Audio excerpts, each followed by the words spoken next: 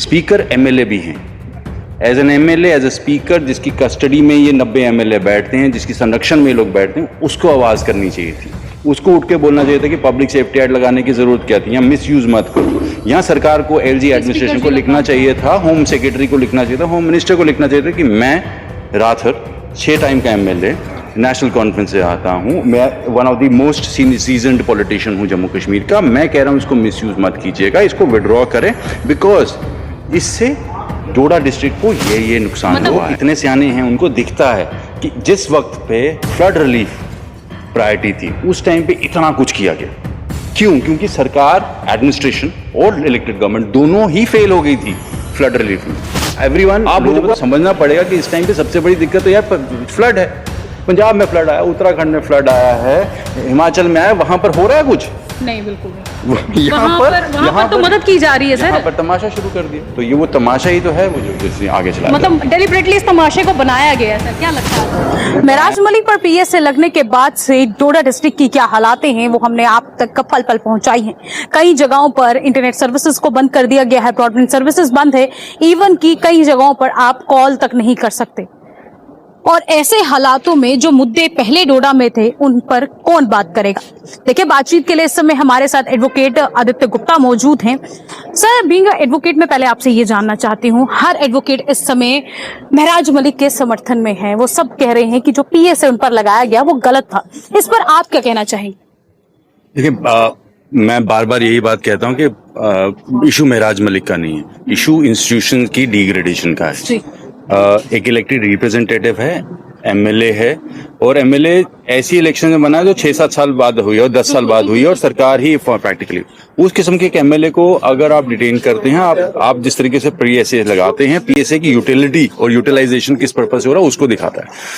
हम लोग इसमें एक लार्जर चीज नहीं देख रहे हैं, वो ये है कि पीएसए को मिसयूज किस तरीके से किया जा रहा है। मैंने अभी प्रेस कॉन्फ्रेंस में भी ये बात बोली कि इस एक हफ्ते में अगर आप पब्लिक सेफ्टी एक्ट को देखेंगे तो एक पीएसए लगा है महराज मलिक को, एट द सेम टाइम एक कोर्ट ने बरी भी किया है जिसको गलत किस्म के आदमी को, गलत आदमी को डिटेन किया गया।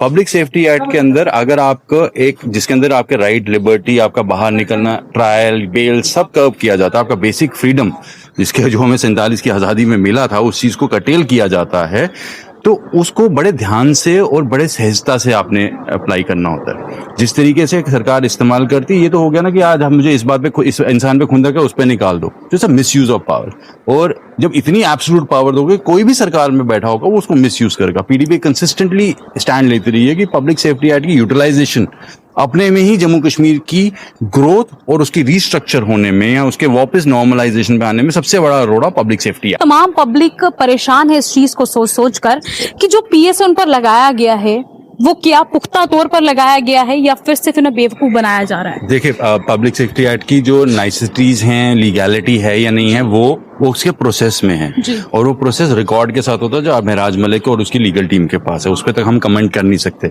लेकिन जहां तक स्पीकर साहब की बात है, अगर उनको इंटीमेट भी किया है, वो स्पीकर है जी।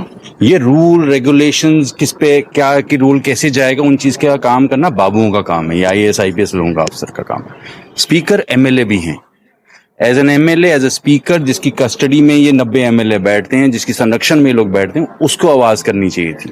उसको उठ के बोलना चाहिए था कि पब्लिक सेफ्टी एक्ट लगाने की जरूरत क्या थी, या मिस यूज मत करो। यहाँ सरकार को, एलजी एडमिनिस्ट्रेशन को लिखना चाहिए था, होम सेक्रेटरी को लिखना चाहिए था, होम मिनिस्टर को लिखना चाहिए था कि मैं राथर 6 टाइम का एमएलए नेशनल कॉन्फ्रेंस से आता हूँ, मैं one of the most seasoned politician हूँ जम्मू कश्मीर का, मैं कह रहा हूँ इसको मिस यूज मत कीजिएगा, इसको विड्रॉ करें, बिकॉज इससे डोडा डिस्ट्रिक्ट को ये नुकसान हुआ है। स्पीकर साहब चाहें तो ये सब चीजें शांत हो सकती हैं। देखो, आप सियासत में ना, आपको रीढ़ की हड्डी चाहिए होती है सिर्फ खड़े होकर बोलने की। वो सीएम साहब नहीं बोलते तो स्पीकर साहब भी नहीं बोलेंगे, क्योंकि अब हमारा इंस्टीट्यूशन भी तो स्पीकर का ऐसा हो गया कि वो गवर्नमेंट के साथ में चलने वाला है। चलो, let the situation be like that. लेकिन आवाज तो उठा सकते हैं। 6 टाइम 7 टाइम के एमएलए हैं, फाइनेंस मिनिस्टर, कौन सा ओहदा नहीं रहा है जम्मू कश्मीर में जो उन्होंने नहीं लिया, इतने रिस्पेक्टेड आदमी है, लेकिन सडनली अब 2024 की जो सरकार जो असेंबली बनी है इसमें वो 50 एमएलए नेशनल कॉन्फ्रेंस के, 29 जम्मू के, ये सब मिलके इन्होंने एक, चलो बीजेपी वाले तो चलो चुप रहते हैं, लेकिन नेशनल कॉन्फ्रेंस के हर एमएलए ने चुप्पी साध दी है। इन्होंने जिस चीजों के ऊपर इलेक्शन लड़ी थी उनके बारे में बात नहीं करते। अब दम या बात करने का जज्बा या ताकत या लोगों के बारे में, लोगों की दिक्कतों के बारे में गर्ज, वो तो पीडीपी घोल के नेशनल कॉन्फ्रेंस के मुंह में डालेगी नहीं, वो हम इनको याद दिलाते रहेंगे। यहाँ पर भी स्पीकर साहब को उठ के बकायदा बात करनी चाहिए थी, जो उन्होंने नहीं किया। सर, भारतीय जनता पार्टी कड़ी निंदा इस समय पीएसए पर कर रही है। उनका ये कहना है कि जो पीएसए लेकर आए हैं, जिनकी सरकार में पीएसए का गठन हुआ, वही आज पीएसए के विरोध में खड़ी है और पक्का तौर पर उमर अब्दुल्ला को निशाना साध रहे हैं। देखिए कैसी बात है कि उनको पॉलिटिक्स करनी है इसके ऊपर, बिकॉज उनको लगता है कि अगर हम नेशनल कॉन्फ्रेंस या पीएसए की किस तरीके से आए उस चीज में, वो ये नहीं सोच रही कल को आप पावर से बाहर हो गए, ये टूल तो एग्जिस्ट करता रहेगा ना। तो आप क्या बात है, अगर रंधावा जी जिस तरीके की लैंग्वेज इस्तेमाल करते हैं, क्या वो पीएसए अट्रैक्ट नहीं कर लेगा कल को? It's an attack on institution. ये फर्क नहीं पड़ता कौन सी पार्टी से आता है। हमने कभी नहीं कहा कि इसकी जबान बढ़िया है, लेकिन इंस्टीट्यूशन अटैक हुआ है और पीएसए से इंस्टीट्यूशंस में लोगों के अंदर डर बैठता है। डर ये कि अगर हम चीफ मिनिस्टर अंदर कर सकते हैं, हम एमएलए कर सकते हैं, तो तुम किस खेत की मूली हो भैया? वो डर को प्रमोट करती जा रही है एडमिनिस्ट्रेशन, और ये कोई भी एडमिनिस्ट्रेशन आएगा, ऐसा टूल अगर इस तरीके से इस्तेमाल होगा, प्रेसिडेंट सेट हो जाएगा, हर जगह यही होगा। फिर आप क्या करेंगे? तो वहां पर आपकी अपनी रियासत, आपका अपना देश क्रम्बल करेगा प्रेशर में। सर, मेरा आखिरी सवाल रहेगा, पूर्व मुख्यमंत्री महबूबा मुफ्ती जी ने भी ये चीज कही थी कि पीडीपी जो है वो कहीं ना कहीं मुद्दों से भटक रही है। अभी अगर हम बात करें राष्ट्रीय चिन्ह को लेकर, जो आपने भी देखा होगा कि उसकी भी कड़ी निंदा की गई थी, उस चीज को अब तमाम लोग भूल चुके हैं। जो जम्मू कश्मीर में त्रासदी आई है उसे तमाम लोग भूल चुके हैं। अब मुद्दा बन चुका है सिर्फ डोडा के विधायक महराज मलिक। कैसे क्रिएट हुआ? आप देखो, अब हर बात थोड़ी मेरे को उठ के लिख कर यहाँ बनानी है, और उतना करना हो तो फिर तो ऐसे ही हो जाएगा ना मैडम, हर चैनल के पास बैठ के एक घंटा पूरी हिस्ट्री बनाते रहेंगे। लोग इतने सियाने हैं, उनको दिखता है कि जिस वक्त पे फ्लड रिलीफ प्रायोरिटी थी, उस टाइम पे इतना कुछ किया गया। क्यों? क्योंकि सरकार, एडमिनिस्ट्रेशन और इलेक्टेड गवर्नमेंट दोनों ही फेल हो गई थी फ्लड रिलीफ में। आप मुझे बताओ, 1500 घर कल एलजी ने कहा, एलजी को पूछो, डेलिबरेटली इस मुद्दे को भड़काया आप एलजी को पूछो आपका 1500 घर का डेटा कहां से? वो तो सिर्फ जम्मू शहर के अंदर 1500 घर तबाह हुए हैं। बिल्कुल। तो 1500 घर आपने पूरी रियासत में कैसे बांट दिए? जो आदमी का गर्ज ही नहीं है आपके साथ, जुड़ा ही नहीं है आपके साथ, आपका है ही नहीं, सिर्फ इसलिए क्योंकि वो बीजेपी का नुमाइंदा, आप भी उसके पीछे चल पड़ते हो ये सोच के कि हमने कोई नेशनलिज्म का काम करना है बीजेपी के साथ चल के।